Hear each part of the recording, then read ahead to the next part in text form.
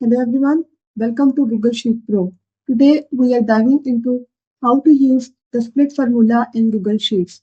I have got some messy data here with names separated by slashes, dashes, and commas. In this video, we will learn how to use the split formula to separate these names into different columns based on these delimiters. Let's break it down step by step.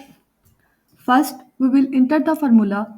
Remember, whenever you are using any formula, you need to start with an equal sign. So we will type equal split and then select the first cell with our data.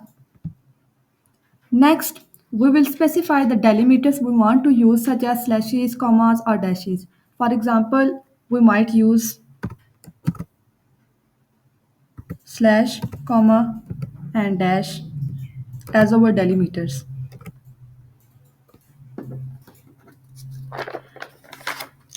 Once you apply this formula, you will see that the names are neatly separated into different columns.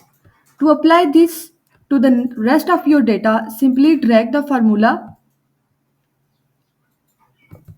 down to cover all the cells. And that's it.